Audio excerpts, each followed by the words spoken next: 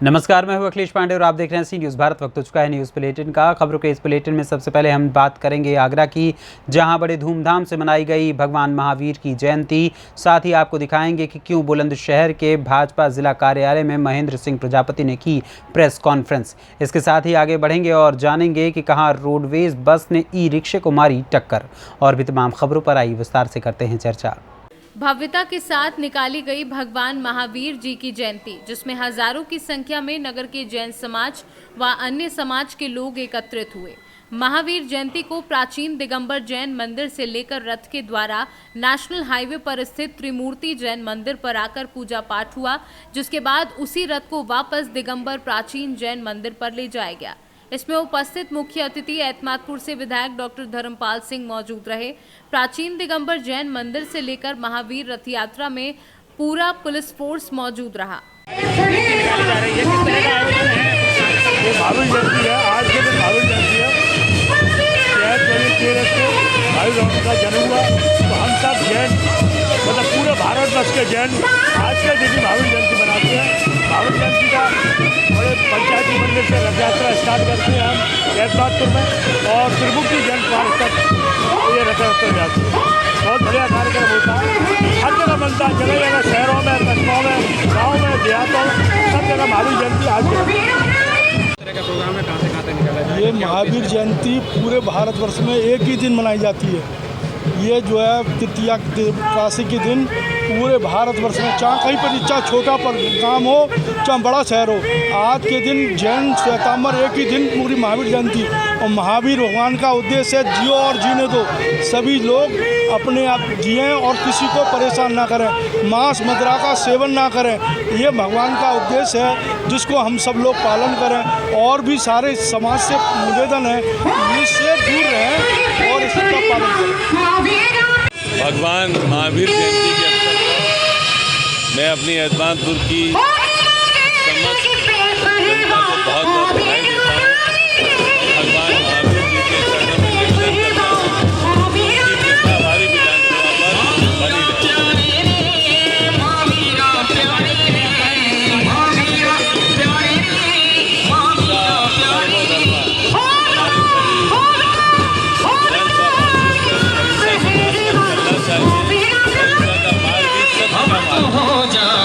आगरा से सी न्यूज़ संवाददाता विष्णु बघेल की रिपोर्ट। बिहार के औरंगाबाद जिले के कर्मा रोड से पैदल नारेबाजी एवं पैदल मार्च करते हुए सैकड़ों की संख्या में समरालय परिसर में बिहार राज्य पूर्व सैनिक संघ के जवानों ने जिलाधिकारी को ज्ञापन सौंपा। साथ ही ये ज्ञापन प्रधानमंत्री राष्ट्रपति को भी जाएगा। बताते चले कि जवानों के साथ केंद्र सरकार द्वारा किए गए अन्याय के विरोध में जंतर मंतर दिल्ली में चल रहे अनिश्चितकालीन धरना प्रदर्शन को समर्थन देने एवं केंद्र सरकार के जवानों को न्याय दिलाने संबंधी मांग पत्र दिया गया। पूर्व सैनिकों ने बातचीत के दौरान क्या कुछ बताया, आइए आपको सुनवाते हैं उन्हीं की जुबानी। औरंगाबाद से सी न्यूज़ संवाददाता रमाकांत सिंह की रिपोर्ट। नमस्कार, आप देख रहे हैं सी न्यूज़ भारत और मैं हूं रमाकांत सिंह।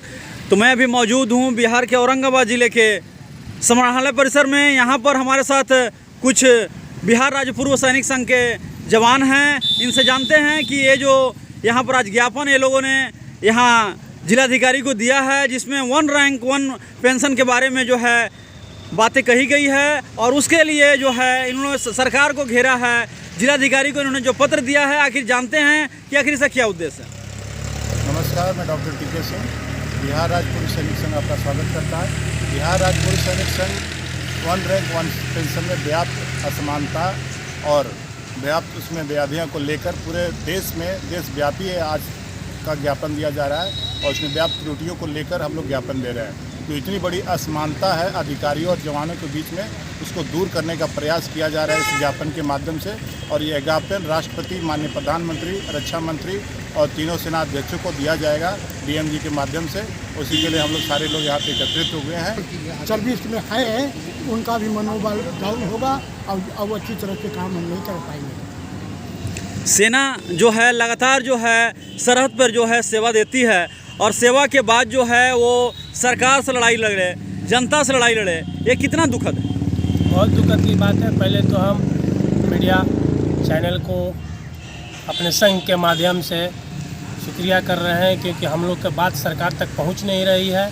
मीडिया लोग भी कुछ दबा दे रहे हैं। ये बात पहुंचेगी तो सरकार के कान खुलेगी, और जो अंतर किया है जवान और ऑफिसर्स में, वो अंतर नहीं होना चाहिए, क्योंकि हम लोग को कैटेगरी का भी होता है, तो सिस्टम उनका 50% है, हम लोग को 4% है।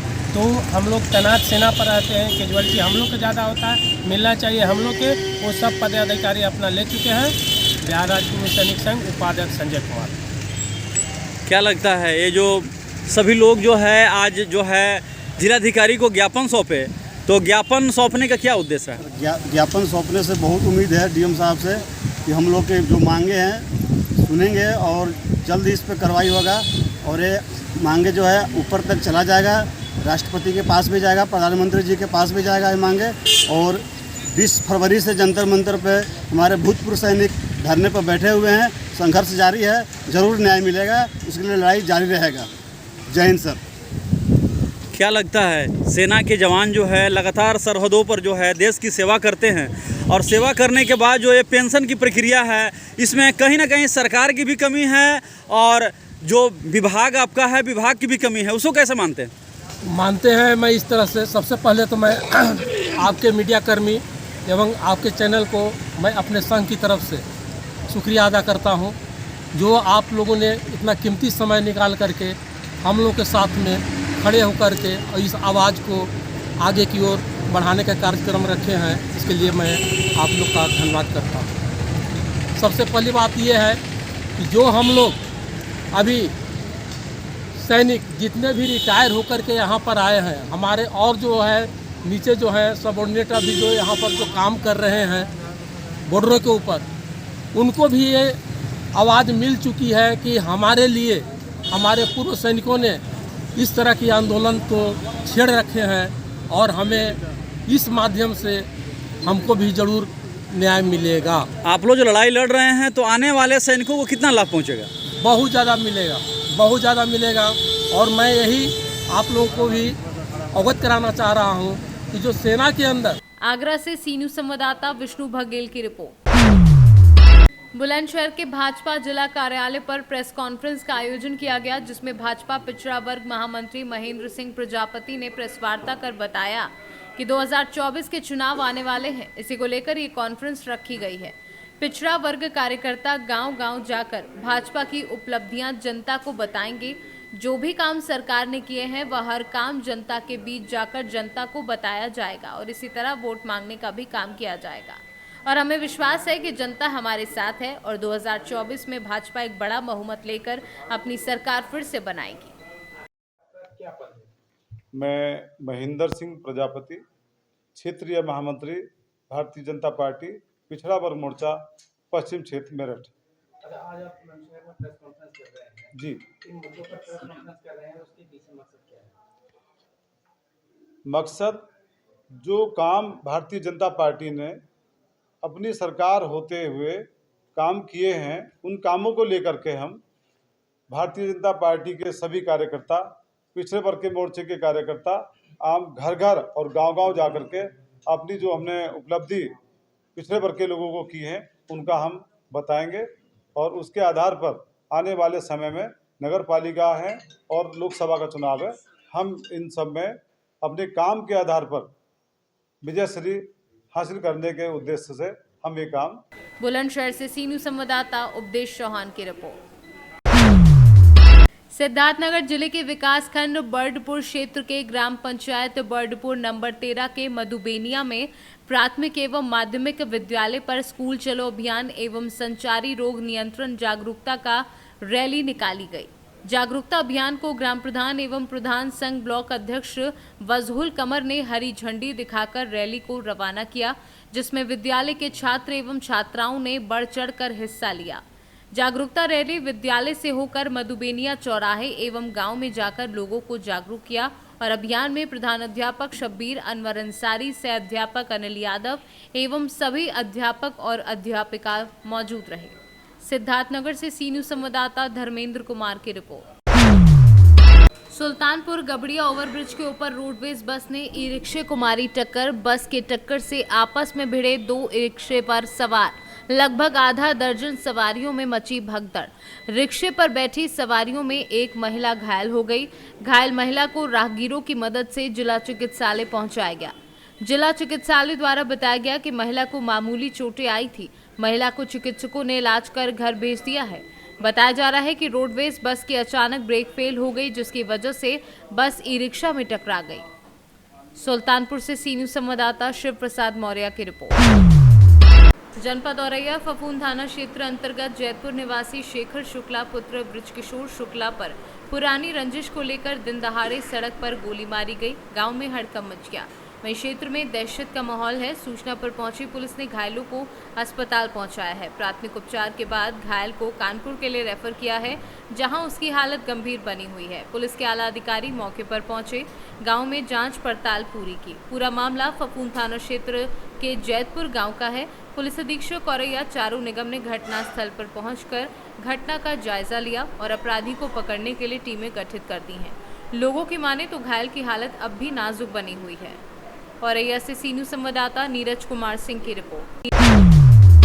ललितपुर मड़ावरा क्षेत्र के अंतर्गत ग्राम गुड़ा बुजुर्ग में कुम्हार जाति को कुम्हारी कला के लिए जमीन जो कि पट्टे पर दी गई थी। प्रजापति समाज को पट्टे पर जमीन पर दबंगों का कब्जा हो रहा है। अवैध खनन। बहुजन समाज पार्टी के पदाधिकारियों ने ज्ञापन दिया और मांग की कि दबंगों व खनन माफियाओं के विरुद्ध कार्यवाही की जाए, जिससे कुम्हार जाति के लोग अपना जीवन यापन कर सकें। वो किस पद पे और क्या समस्या लेकर आ जाता है? दयाराम मेहरवार, जिला अध्यक्ष बहुजन समाज पार्टी जनपद ललितपुर। अभी कल मुझे मालूम हुआ, पार्टी के पूर्व जिला उपाध्यक्ष श्री भगवान दास प्रजापति ने बताया कि हमारे गांव में विगत सरकार में एक कुम्हारी कला के लिए एक पट्टा आवंटित हुआ था, कुम्हारीकरण बोर्ड के तहत। उस पट्टा पे कुछ गांव के आपत्तिजनक लोग, दबंग लोग अवैध कब्जा करने के लिए और अवैध खनन कर रहे हैं। तो इस संदर्भ में श्रीमान जिलाधिकारी महोदय को हम लोगों ने बहुजन समाज पार्टी जिला प्रतिनिधि की तरफ से, प्रतिनिधि मंडल की तरफ से हमने शिकायती पत्र दिया और उनसे गुहार भी लगाई कि इस प्रकार की प्रवृत्तियों को रोका जाए। क्या लगता है आपको, जिला प्रशासन अवैध खनन को रोक पाएगा? हाँ, जिला प्रशासन ने अभी तक जो भी हम बहुजन समाज पार्टी की तरफ से जो भी अधिकारियों से मांग की गई, चाहे वो बाबा साहब डॉक्टर अम्बेडकर जो पार्क था पनारी में, चाहे उसका मामला हो, चाहे एक दो मामले मनगवा का मामला हो, उससे तो लगता है कि हमारी प्राथमिकता पे अधिकारी सुनेंगे और काम करेंगे। ललितपुर से सी न्यूज संवाददाता विकास सोनी की रिपोर्ट। दिल्ली के मुख्यमंत्री अरविंद केजरीवाल के आवास सुरक्षा में तैनात दिल्ली पुलिस का हेड कांस्टेबल संदिग्ध परिस्थितियों में गायब हो गया। 8 दिन बीत जाने के बाद भी हेड कांस्टेबल का कोई सुराग नहीं लग पाया है। इतना ही नहीं, मेरठ पुलिस गोपीचंद के पास आने वाले उस फोन कॉल की डिटेल भी अब तक नहीं निकाल पाई है। क्या नाम है आपका?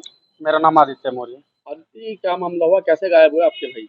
सर, वर्तमान में जो मेरे भाई कांस्टेबल है दिल्ली पुलिस में, और जो अरविंद केजरीवाल है दिल्ली के मुख्यमंत्री जी, उनके आवास पर ड्यूटी चल रही है वर्तमान में।